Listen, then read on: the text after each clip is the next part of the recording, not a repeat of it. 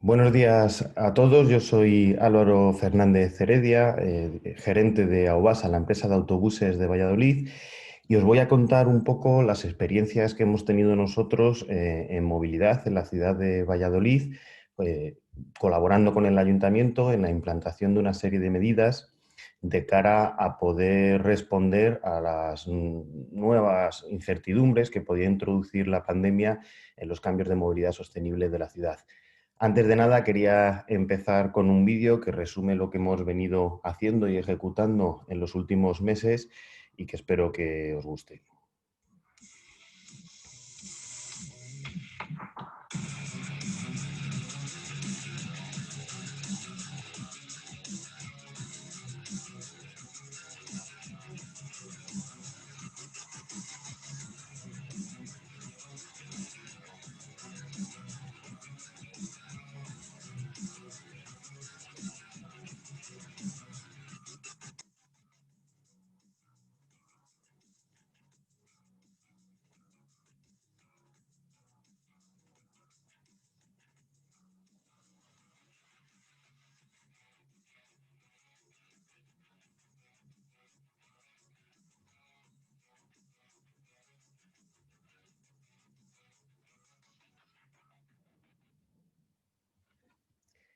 Bueno, ahora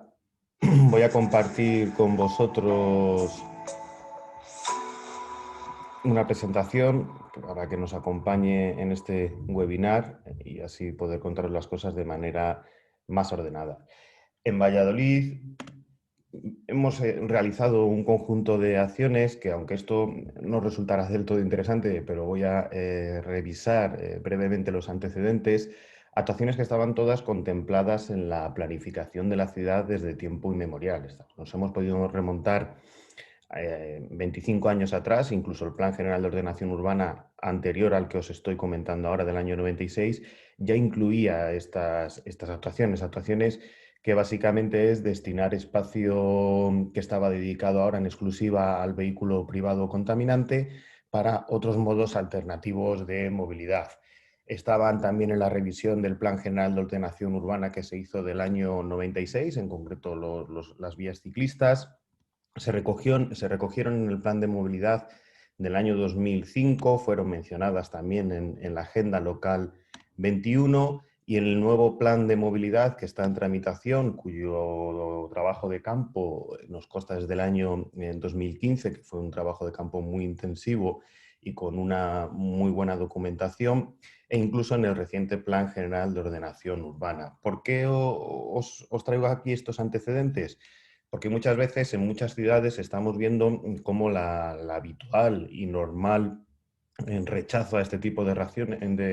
actuaciones que están teniendo lugar en muchas ciudades de España y de Europa chocan con argumentos como que son improvisadas, que son ocurrencias. Aquí, por ejemplo, dicen que están diseñadas por personas que no conocen la ciudad. Y lo que estamos viendo es que en el fondo lo único que se está haciendo es aquello que habría que haber hecho mucho antes. En este caso, pues ya vemos que son 25 años de no ejecutar acciones que eran imprescindibles para la ciudad. Y quizás la pandemia lo único que ha venido a soslayar es la necesidad de no seguir esperando, de que es necesario actuar porque hay una emergencia de salud, no solo por el virus, ya que la vinculación entre propagación del virus y contaminación en la ciudad ya empieza a ser evidente. Julio Díaz, de la Carlos III, sabéis que está en un estudio al respecto y ayer en una conversación con él ya nos adelantaba que tienen datos que pueden demostrar que esto es así, ya no cabe duda a ese respecto, pero además también nos damos cuenta que el hecho de que estas acciones no sean novedosas significa muchas cosas, significa que tienen un consenso político, porque si equipos de gobierno durante muchos años de diferente signo político han analizado la ciudad y han llegado a la conclusión de que estas son las acciones que había que acometer, es una evidencia de que están de acuerdo. Esto, desgraciadamente, sabemos que muchas veces las políticas de movilidad se ven sujetas a la mala política, como yo suelo decir, en las que se le utiliza como caballo de batalla para arrojarse los trastos unos a otros. Pero lo cierto es que al final, y esto ocurre en muchas ciudades, Cuando tienen la responsabilidad de gobernar, todos están de acuerdo en cuál es la dirección y que vemos que eso es un ruido bastante artificial. En el caso de Valladolid, y yo creo que Valladolid es una ciudad importante porque su tamaño la hace muy similar a la mayoría de ciudades de España. Muchas veces nos fijamos en las grandes ciudades, pero recordemos que la mitad de la población en nuestro país, por ejemplo, vive en ciudades de tamaño medio, no vive en Madrid y en Barcelona. ¿Y qué es lo que vemos? Que en estas ciudades se anda muchísimo, pero también hay un uso del vehículo privado contaminante que a veces puede ser sustituido por otros modos más sostenibles. Por ejemplo, en el caso de Valladolid, más del 60% de los desplazamientos se realizan en trayectos inferiores a 3 kilómetros. Evidentemente siempre habrá un uso racional y adecuado del coche para trayectos de largas distancias entre zonas mal comunicadas y servidas por otras alternativas, pero hay otro tipo de viajes que se realizan a veces como atajos y demás que pueden ser hechos en condiciones de calidad con modos quizás más sostenibles para el conjunto de la ciudad. También en todas nuestras ciudades hay un diagnóstico similar en el sentido de que hay mucho espacio dedicado durante los últimos 80 años al coche para hacerlo así de eficiente como lo queremos vender y que luego no lo es además tanto. Y ese desequilibrio, pues la pandemia nos ha demostrado la necesidad que teníamos de espacio público para poder mantener las distancias, para poder disfrutar de la ciudad. En muchos casos, en el caso de Valladolid, hay una red de ciclista extensa, pero sin embargo inconexa, y para que realmente una red ciclista dé ese impulso al uso que todos deseamos, hace falta que sea una alternativa. Para que sea una alternativa, la red tiene que estar bien conectada y ser homogénea. Teníamos un transporte público con una velocidad comercial similar a la de otras ciudades, pero que seguramente es demasiado baja si queremos realmente hablar de una alternativa al uso del vehículo privado contaminante. Y lo que ocurre muchas veces también en el centro, ese lugar que deberíamos utilizar para otras cosas, hay mucha gente que lo utiliza para atajar, ¿no? Como lugar de paso en el que no se consume, no se produce allí, no se tiene como destino, sino simplemente es el sitio para ir a otras zonas cuando hay muchas veces vías más adecuadas para evitar atravesar el centro. Y todo esto con el COVID no vino sino a acentuarse, porque nos dábamos cuenta que el hecho de que se haya estigmatizado al transporte público va a provocar que mucha gente del autobús utilice ahora el vehículo privado, pero claro, el nivel de ocupación del vehículo privado es el que es, su demanda de espacio es enorme y por lo tanto podemos tener y vamos a tener problemas de congestión que además se van a acentuar en el centro precisamente porque es donde más se utilizaba también el transporte público. Entonces tenemos que tener en cuenta que cada vez que vemos un autobús como los tenemos ahora con la mitad del pasaje que debería llevar en circunstancias normales, de esa mitad que faltan, algunos están teletrabajando, algunos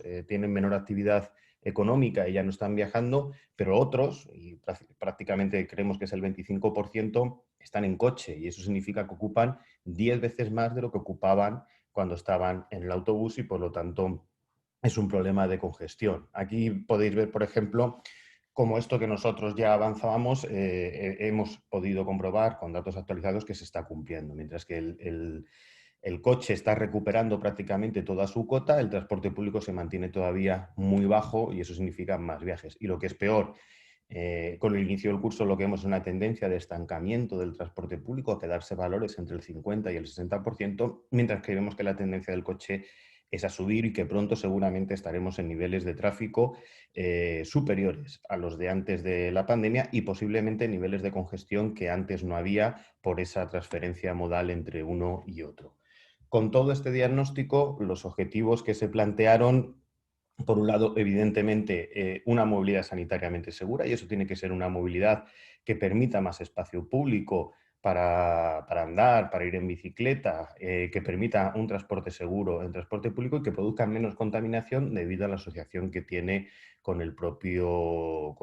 virus. Como decía, mayor espacio para el peatón. Ahí veías, aquí os pongo algunas fotografías de intervenciones que se han hecho de peatonalizaciones, que se les ha querido dar también un diseño atractivo que invite a utilizar la calle. Se han hecho, también era necesario esa conexión de la red ciclista, los puntos que era oportuno para poder dar una alternativa real. También el objetivo de evitar esa congestión en el centro que os comentaba. Evidentemente más coches significa más necesidades de aparcamiento y eso produce más tráfico de agitación, y evitar ese tráfico de paso que es el prescindible desde luego en el centro para evitar la congestión que teníamos como amenaza que os comentaba. Como había la necesidad de actuar rápido para cuando acabara el confinamiento, pues fuimos a estas medidas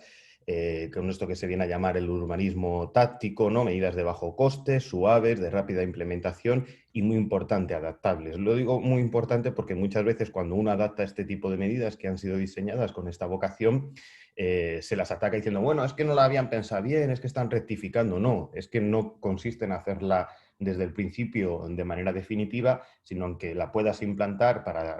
poder disfrutar de sus primeros beneficios y luego irla adaptando porque a veces conllevan otro tipo de actuaciones de obra que necesitan más tiempo para poder llevarse a cabo. Con todo esto se realizó una batería de actuaciones, algunas eran nuevas, como veis todas estaban ya contempladas anteriormente y muchas de ellas o bien se adelantó su ejecución o bien se modificó a formas de llevarlas a cabo de manera más rápida y flexible a como pudieran estar previstas, con idea de que en un futuro se puedan consolidar con mejor calidad. En concreto, se han peatonalizado calles en dos fases. La primera fase vienen a ser 4 calles y estamos hablando de más de 25.000 metros cuadrados peatonales. Hay más de 25 nuevos carriles bicis. Esta cifra sube a 33 porque se han ido incorporando otros a petición de colectivos, y más de 11 kilómetros nuevos de carril bus que vienen a suponer casi más que triplicar en la red que había existente. Aquí tenéis algunas de las actuaciones en peatonalizaciones en las calles, que ya os he mostrado imágenes anteriormente. También se va a adelantar la implantación de transporte vertical en los barrios de diferente cota. En el caso del transporte público hicimos un análisis de por qué vías circulaban más vehículos y a la vez que más viajeros para ver cuáles eran las mejores para implantar un carril bus. Y el primero que se llevó a cabo lo hemos venido a denominar Lava 10, es una especie de carril bus que sirve para dar servicio a todo el centro, lo rodea y por él pasan la mayoría de las líneas, con lo cual los beneficios iban a verse en el conjunto de la red y eso lo hacía una actuación absolutamente prioritaria. Básicamente, a su paso por esta especie de circunvalación del centro que había, que venía a ser una calle de 2 carriles de un solo sentido para el coche, lo que se ha hecho es destinar uno al carril bus y el otro se ha hecho un ciclocarril, es decir, se ha pacificado ese carril, bajando la velocidad de ambos a 30 para que fuera un carril de tráfico residencial y evitar que fuera un tráfico de paso. Para evitar el tráfico de paso, estratégicamente, en una calle que terminaba ese recorrido circular habitual que hacía mucha gente para atravesar el centro, se ha restringido la circulación de tal manera que solo puede pasar el transporte público y la bicicleta y de esa manera se disuade de hacer ese uso. En las vías ciclistas, como os decía, se han intervenido precisamente en aquellos sitios donde todavía quedaban ejes de entrada a la ciudad y en conexiones importantes que estaban por completar. Aquí tenéis el caso de Avenida de Gijón, que es una de esas vías de entrada a la ciudad, donde en una calzada de 2 sentidos, en la calzada de entrada, se ha destinado un carril entero para hacer un carril bici bidireccional. Aquí tenéis algunas de las imágenes, todo se ha hecho mediante señalización y balizamiento, con una implantación bastante rápida, pero con ciertos términos de calidad, en el sentido de que se ha segregado utilizando sistemas de balizamiento, y también se ha actuado sobre las paradas del transporte público para evitar la interacción y la fricción que pueda haber entre ambos en estos puntos especiales. En Isabel la Católica, una actuación muy similar, este es un eje muy importante y significativo de la ciudad, en la que se ha permitido la conexión que no existía norte-sur ciclista entre las diferentes vías que daban acceso a la ciudad. Fijaros que esta vía era una vía que se usaba muy poco, es decir, una vía en la que los 2 carriles seguramente no eran necesarios a lo largo de todo el día. Lo que se ha hecho al eliminar un carril es que en algunos momentos sí que se produce ahora determinada congestión y esos son modos de comportamiento que deberán cambiar, gente que utiliza esta vía de paso y que deberá buscar itinerarios alternativos, pero con ese mayor aprovechamiento de la vía que estaba desaprovechada la mayor parte del tiempo, hemos conseguido dar una solución muy buena a los ciclistas que antes no disponían. En concreto, luego os voy a dar datos de cómo están funcionando estas medidas y ya veréis que en lo que tiene que ver con movilidad ciclista está funcionando muy bien. Aquí tenéis algunas imágenes de cómo era y cuál es la intervención que se ha realizado. También en vías exteriores a la ciudad se está haciendo algo similar. En este caso es otra vía que tiene la misma sección, 2 carriles en cada sentido, y en uno de ellos se ha desplazado la banda de aparcamiento para que sirva como resguardo a un carril bici unidireccional que estáis viendo ahí. Y otro conjunto de medidas también de movilidad ciclista de mayor o menor calado a lo largo de toda la ciudad para ir mejorando esa red que era buena. Ahora os voy a hablar de la evaluación. Para mí es muy importante que podamos medir los resultados de las cosas que estamos haciendo para poder también transmitir que realmente este tipo de medidas funcionan y, lo que es muy importante, que en el caso de la amenaza que tenemos con los cambios en movilidad que está introduciendo el COVID, que es que además su efecto es muy inmediato, ¿no? Y podemos actuar sobre ella sobre la movilidad, consiguiendo actuaciones que realmente funcionan. Esto es la evaluación como del Lavadier, de ese carril autobús, esos 3,5 kilómetros que rodean todo el centro de la ciudad y dan servicio al 95% de las líneas. Y en su implantación hemos observado ya mejoras de la velocidad comercial que van a ser mucho mayores durante lo que nos queda del otoño, porque se van a notar más en los momentos en los que hay más tráfico, con lo cual yo creo que esto es muy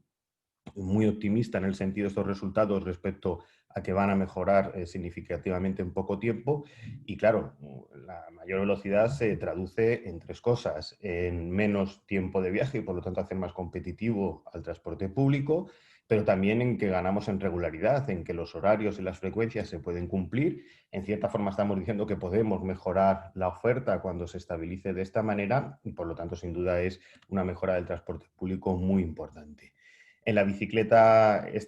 os hemos traído los datos simplemente, por ejemplo, en septiembre, de la subida espectacular que está sufriendo el uso de ese carril, o que está beneficiándose el uso de ese carril, que hemos pasado de 300 bicicletas al día a 500 bicicletas al día en escasamente en 2 semanas, un aumento del 20%, del 60% en esa vía, y en el conjunto de la ciudad hemos medido ya un aumento del uso de la bicicleta del 20%.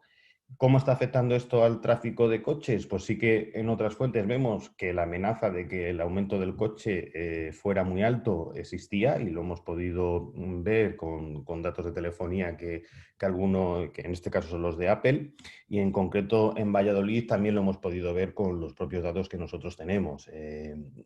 Aquí estamos viendo la evolución del tráfico y hemos dividido: en azul tenéis la evolución del tráfico en las vías exteriores y en naranja tenéis en las vías interiores. Y podemos ver cómo el tráfico en las vías exteriores sigue la dinámica del conjunto del tráfico que os contaba antes, de un gran aumento a partir del inicio del curso, pero no así en las vías interiores, con lo cual ya hemos medido una reducción del tráfico en todo el centro del 30%, y que además va a tender a estabilizarse. Es decir,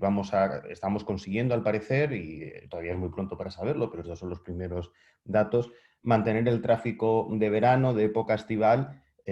cuando ya estamos entrando en el aumento del tráfico habitual del curso. Por lo tanto, sí que ese objetivo de que ese tráfico de paso se desviara parece que en cierta manera se ha conseguido. Esto, bueno, es difícil de ver, pero es el análisis por tipos de vía, y simplemente os subrayo, aquí lo tenéis, esta fue la fecha de implantación y ejecución de las medidas. En las vías interiores vemos cómo realmente respondieron a ese nuevo cambio y que hay una fase de adaptación, y ahora podemos ver que mientras las que no se ven afectadas por estas medidas han aumentado, estas tienden a un estancamiento, con lo cual sí que estamos identificando que es un efecto como consecuencia de las propias medidas. Aquí tenéis, por ejemplo, la evolución de Isabel la Católica y podemos ver lo que os estamos contando. Aquí tenéis en verde el sentido sobre el que no se ha actuado, cómo hay que es un sentido que da más servicio a vías externas, y cómo hay ese aumento, mientras que en el sentido en el que hemos intervenido, en el azul oscuro, y en comparación con lo que pasaba el año anterior, que lo tenéis en discontinuo, se ve claramente esa tendencia a la estabilización. Se repite en Avenida de Gijón, esa vía que os hemos mostrado de entrada, donde en rojo tenéis el tráfico actual en el sentido en el que se ha intervenido.